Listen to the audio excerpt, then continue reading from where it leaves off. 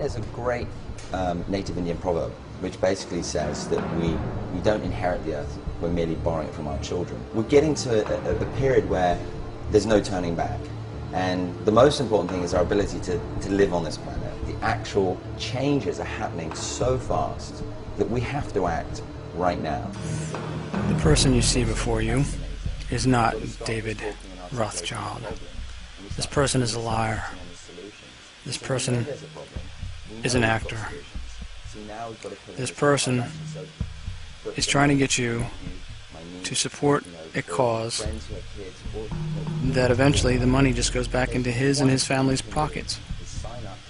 Just like all the rest of the non-profits that they set up after events that they stage. Oh, you want to know who he is? Well, you might want to sit down for this one. You see, he comes from a very influential family. Now, even though he plays a Rothschild, he is not one, but his family is just as rich and as powerful.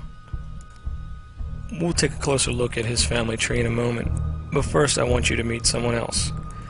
This is his wife and their children. She takes an active role alongside of him as an actor. They both are trying to manipulate your perception of the rest of this world, and not in a good way. Here's some of the other characters they play. What's stilted but still interesting. I started by asking Omar bin Laden why he's speaking out now. Just because I get this chance and because I learn about the life more, and that's it. Omar, let me ask you, based on what your father... Now you're probably asking yourself, why would these people do this? Well, the answer to that question is pretty clear when you see who the family is. He has masterminded, and there are several of those. If you were, and I interviewed your half-uncle, I guess it would be, Osama's half-brother, Yeslam bin Laden, in Geneva 2 years ago, and I asked him this question. I said, if you were to find out where Osama bin Laden was right now, would you turn him in? So, Omar, how would you answer? Now, for most people, they wouldn't understand that that was a loaded question, especially if you didn't realize that these two are actors. But now that you do know, you can see the whole intent behind what they're trying to do here. I say a lot of time, sure, I'm not going to tell anybody about his place if I know where he is. And anyway, this is not going to happen. That's only. But you hope he'll come forward and speak to Bush. This is one thing. I hope. We hope that he will come forward and speak to the president. I hope they find the problem and they go meet. See, this family has an agenda. Number one, it's to demonize anything that has to do with the Muslims or Muslim religion. Their second is to get rid of the guns, to destroy the civil liberties that we enjoy as Americans.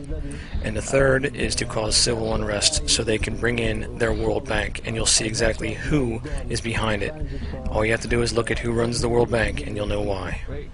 Given the fact that, let me just say, given the fact that it's very unlikely the U.S. administration would sit down and talk to Osama bin Laden based on his track record, do you think he'll ever be caught, Omar? Knowing today that the FBI never charged bin Laden with any crimes, and knowing that prior to 9/11 the Bush family did a lot of business with the bin Laden brothers, and still do to this day, do you really think that bin Laden really exists? Did he ever exist? When you know that these are actors playing a role, what does that tell you?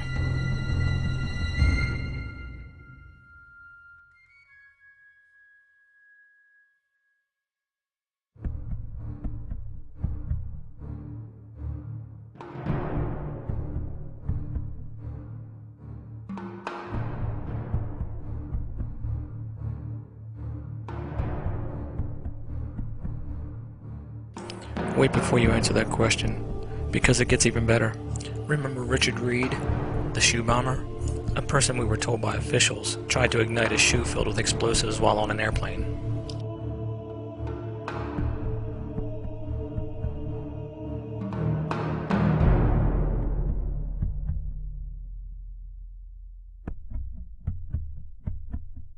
Joining us now is the man who prosecuted the shoe bomber, Richard Reed. You may remember Reed was convicted of trying to destroy a plane just a few months after 9/11 using the same explosives that were found on Abu Muttalib, but this time Reed had them hidden in his shoe. He's the reason you have to take your shoes off when you go through airport security.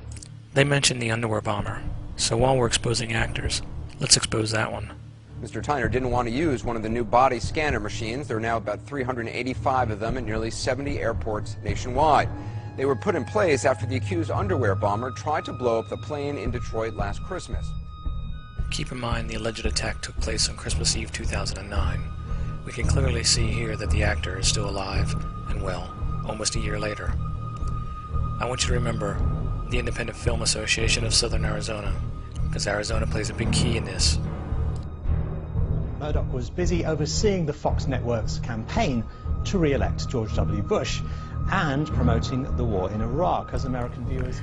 You see, Tony's quite busy these days. He's a very talented actor. You gotta give him that. But now, since you know who he is, now you know what he is. Institutional bias, not least the one we're on now. But how do you compare them with the big guys we saw in clip 1 of... Again, taking some photographs and matching them to the video, we can see that the ears match. We can identify him as Tony.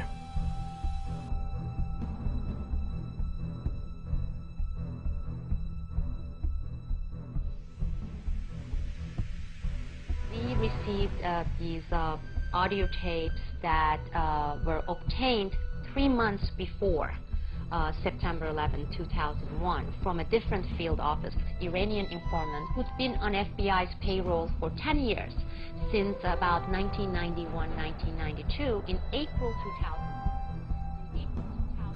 Sybil Edmonds, a Turkish-American former FBI translator and founder of the National Security Whistleblowers Coalition.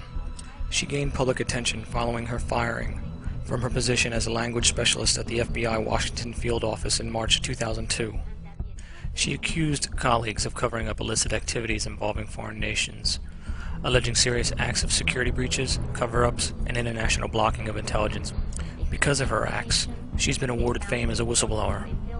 But what I think is her and her entire family should be treated as terrorists, because the acts that they are taking part in are no less than domestic terrorism, as you'll see in a moment.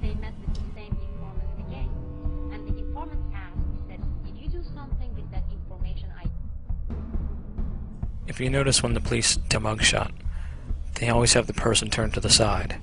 Now, many people think that that's for the profile. That's not what it's for. It's so they can get a good shot of the ear, because the ear is like a fingerprint. No two are the same unless you have an identical twin.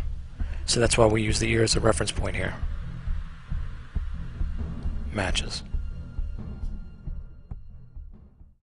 So why do they do these things? Who are these people? Well, let me show you this last one before we get into that. While I was there, I saw the Iraqi soldiers come into the hospital with guns. They took the babies out of the incubators.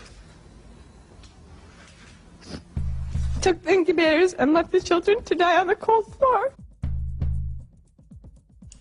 Remember this one? This is the one that got us into the war.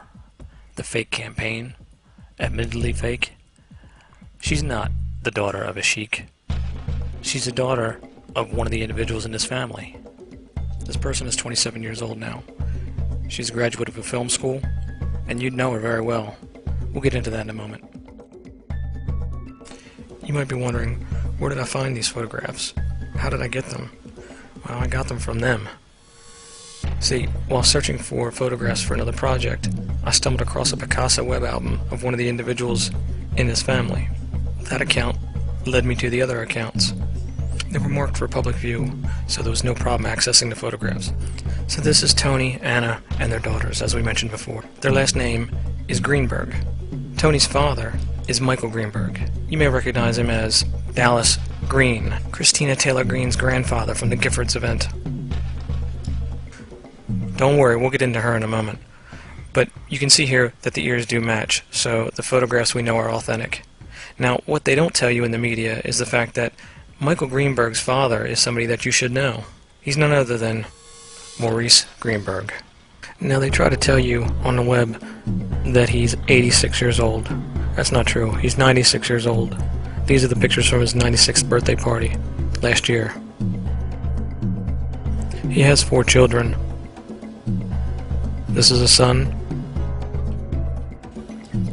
This is another son and his daughter. But you'll notice they'll never show his 4th son because that's Michael Greenberg. You know him as Dallas Green. Now his granddaughter seated alongside of him is named Jenny Sexton. That's the mother of Christina Taylor Green. But Christina's not a real name. Her real name's Samantha. This is her sister Emily, her father Richard, and of course Jenny. Now you're probably wondering why Christina, or we'll call her Samantha by her real name, is wearing braces. Well, Samantha's older than you think. This photograph was taken at her 12th birthday party last year. This is the most recent photograph that I could find of her. It was taken at a bar mitzvah 3 months after the Giffords shooting took place. That's the meta information that's attached to the photograph. That information doesn't change unless you change the photograph. Here's an additional photo of her taken that day with her mother and her sister Emily. You may wonder why the photograph show of Christina doesn't look like her now. Well, they show you a photograph of her that's older, that a younger version of her. The same way Maurice shows you a photograph of him 20 years younger. So you'll never know who he is if he walks by you on the streets. You'll never find him.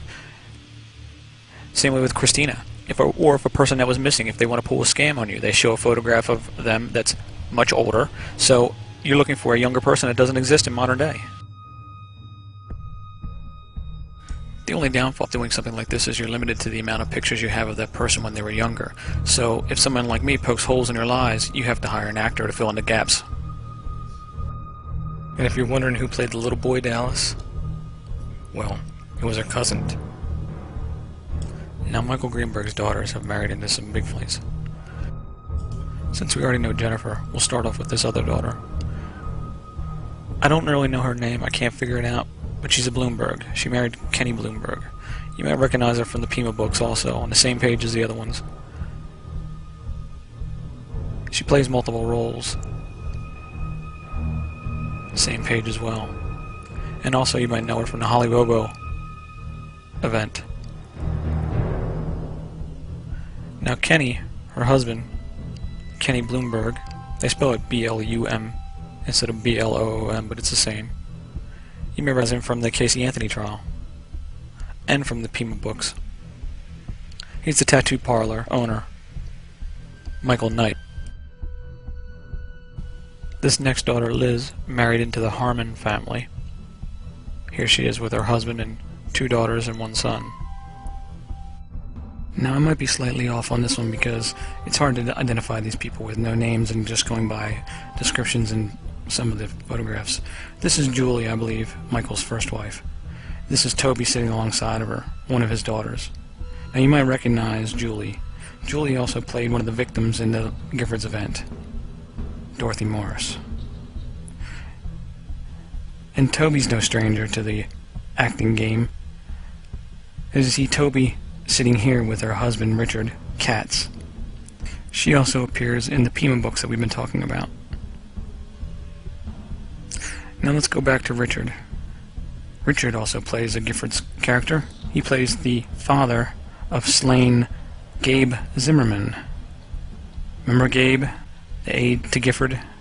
One of the things that I hear most commonly from people who try to comfort me and express their feelings after... Listen how they use the event to push an agenda. They couldn't imagine it. Well, I certainly couldn't imagine. What is so hard about the idea of common sense, responsible behavior? What is so hard about banning something like this? This is a little piece of a much larger picture. I have plenty of friends who own guns. None of them think these things are reasonable. And let's not forget about Gabe himself, who's played by a cousin of theirs from the other side of the family, which we'll get into in a little bit. Now, wife number 2 for Michael is Myrna Kmetz. You may recognize Myrna from the Pima County books as well. She plays a character. But she also plays an even bigger character than that. You may recall that I mentioned Maurice had a daughter, Michael's sister. You may recognize her from the Pima catalog and from the recent Quartzite Jennifer Jones event. Now, wife number 3, the current wife, Vicki Greenberg. Now, Vicki's father is somebody that you should know. If you think Maurice Greenberg is big, meet the other Maurice of the family. Maurice Strong, her father. If you don't know who Maurice is, you need to. Maurice, a CFR member, Trilateral Commission member, Bilderberg member, just to name a few. He's the one that invented, he is the creator of the carbon tax scheme. He's also in exile from Canada. He lives in Switzerland now with his wife. Here's a quote direct from Maurice that you should really consider when you think about this whole entire picture and what they're trying to do. He said, "What if a small group of world leaders were to conclude that the principal risk to the earth comes from actions of the rich countries? And if the world is to survive, those rich countries would have to sign an agreement to reduce their impact on the environment. Will they do it? The group's conclusion is no. The rich countries won't do it. They won't change. So in order to save the planet, the group decides it's the only hope for the planet that the industrial civilizations collapse. Isn't it our responsibility to bring that about?" When you put all the fake events that you see in the news in perspective with this comment, you see what they're trying to do. All the fake events are trying to either push agenda when it comes to the guns, or they're trying to remove civil liberties, or they're trying to instigate and provoke the American public into reacting in a violent way against their leaders, to overthrow the government, like they probably did in Egypt and all the other countries that had all the civil unrest that we saw in recent years. So Maurice Greenberg and Maurice Strong, their whole entire families are taking an active role in bringing down this government. They should be treated as terrorists, domestic terrorists, and anyone who helps them, is complicit with their acts, should be treated as terrorists as well. Remember I mentioned the nurse Nairo story with the incubators that got us into the war? Understand this. Tony and Ann's friend, they nicknamed her Chi-Chi, her mother is Lori Fitzpagato. Lori Fitzpagato is the person that invented that whole campaign with the nurse Nairo. Now, Lori Fitzpagato is also a Trilateral Commission member, a CFR member, and is very close associates, of course, with this whole entire family, as we see with these photographs. Now, understand that these photographs are of this entire family, the Greenbergs, Katz, Harmons, and Bloombergs, over in Israel during June 13th through the 17th of 2008. It just so happens that Lori Fitzpagato, who is now a Honorable Lori Fitzpagato, she is a lobbyist, and the recent list that just came out shows her and almost every government official that she's lobbying for in the Middle East, supposedly talking to Libya, while at the same time this family is in Israel. Now, like I said, that might be a coincidence unless you knew that that nurse Nairo is part of this family. This is the Wohl family, W-O-H-L. That's Denise in the center, and standing next to her is her daughter, Arden. Denise's sister is Vicki Greenberg. Arden is the one that played the character of Nurse Nairo. So you can understand and you can see the connection between the media, the fake events, and this family, and how influential they are, and how far-reaching they are when it comes to the mainstream media. Another tool you can use with this upcoming election and to see what's going to happen is opensecrets.org or campaignmoney.com, which this site is here. You'll be able to see who these people are actually putting their money behind, and you'll be able to watch them as they promote and push them on their different networks and different blogs that they have and media outlets that they own and operate. So you can see here clearly that Maurice is backing Mitt Romney for president. So you can tell that the CFR, Trilateral Commission, they're going to be backing him. So watch for him to make some moves soon.